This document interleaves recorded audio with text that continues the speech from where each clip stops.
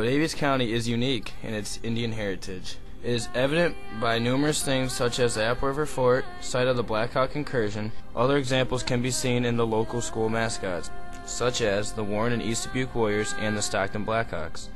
Many have never heard about prehistoric Native Americans that inhabited here so long ago. Today, Daviess County is home to approximately 22,000 people, and over 1,000 years ago the population was very similar. We look back on this and ask ourselves, why do they live here? Today, Daviess County is located in the driftless area, full of freshwater streams with abundance of fish, fertile land, and wooded areas. These geographical characteristics promoted agriculture, fishing, and hunting that supported a stable population. Now it is time to examine the history of these Stone Age Indians and to investigate ancient Indian cultures throughout Daviess County, including their spiritual and political beliefs. Located on the high ridges of the Mississippi River is the Casper Bluff Land and Water Reserve, owned and maintained by the Daviess County Conservation Association. The Casper Bluff Reserve is a prehistoric site that is home to over 50 Indian mounds. The site includes both effigy and burial mounds. There are two distinct types of burial mounds, conical and linear. A conical mound is in the shape of a circle. Conicals are the circular mounds, so if you're looking at it, it would be as like a circle or a little mound, something that was built up. Typically, those were used for ceremonial purposes. Sometimes there was burials in them, sometimes there wasn't. Here on the trip, we'll be stopping at the linear mound. Now, the linear mound gets its name from the shape that it is in. It's a line, and inside the linear mound is thought up to a family or more buried in it. Many people are buried in these mounds, but it is unclear if they are all one family or if it is just random. There's some archaeologists that would think that each family did have their own mound and that their dead were buried in there so that they would be all together. Effigy mounds are usually in the shape of an animal and typically do not have people buried in them. The animals were in shapes that would symbolize the different worlds that they believed in. The world has several planes. We live on the middle plane, Middle Earth if you want to call it that. And that's where animals and plants and people, they're living on this middle plane. At the Casper Bluff site, there are two distinct effigy mounds. One of them is a thunderhawk. The effigy mound of the thunderhawk typically portrayed the sky realm. And you have an upper realm, a sky arch that's over the world, and that's the realm of thunderbirds. This mound, how they built it was they dug it up first, filled the bottom full of artifacts, and then they piled dirt on top of it. And likewise, the underwater panther represents the underworld. There's an underworld below that is dominated by, I guess its spiritual representation would be the underwater panther. There is no effigy mound representing the underworld at the Casper Bluff site. There is, however, a bear that would represent the middle world. And then on this middle plane you have creatures like bears.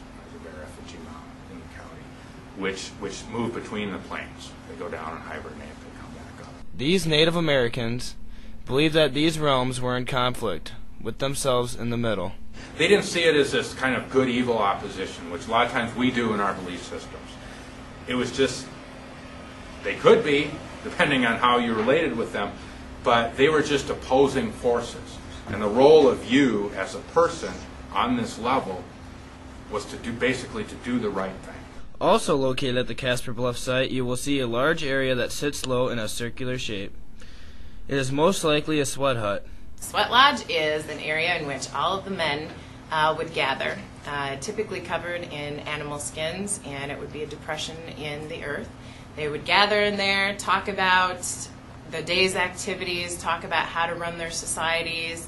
They would use steam rocks and water for more steam, just like we would in a modern-day sauna. They would sweat out so much they would become dehydrated and hallucinate. This would connect them to the spirit world, where they would receive a message.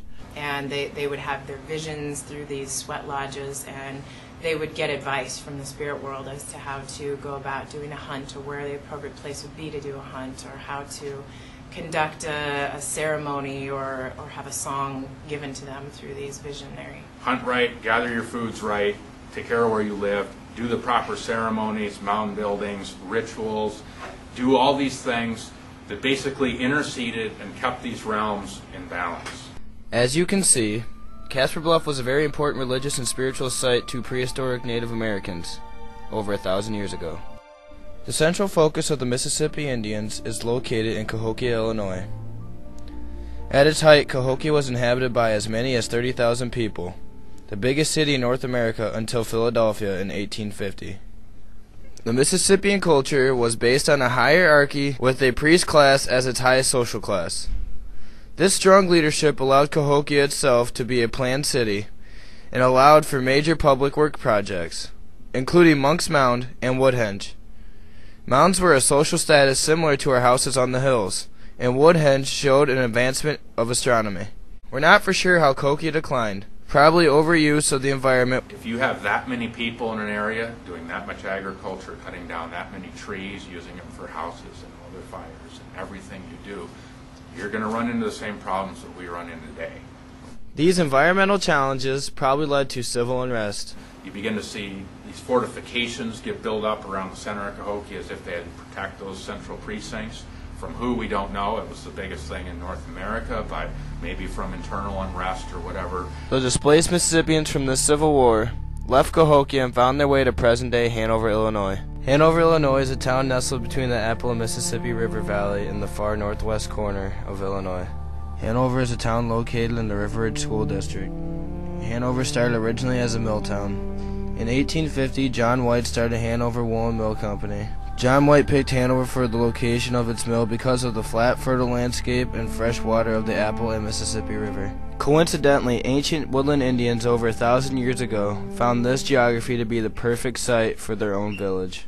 Around 900 AD, woodland Indians became more sedentary and started farming, which led to permanent settlements. In 2003, archaeologist Phil Millhouse from the University of Illinois excavated one of these settlements. What he found was quite amazing. In an area known for woodland ideas, two distinct Mississippian traits were found. First, the site has a platform mound similar to the mounds in Cahokia. The village most likely had a family dwelling on either side of the center plaza area that contained the mounds.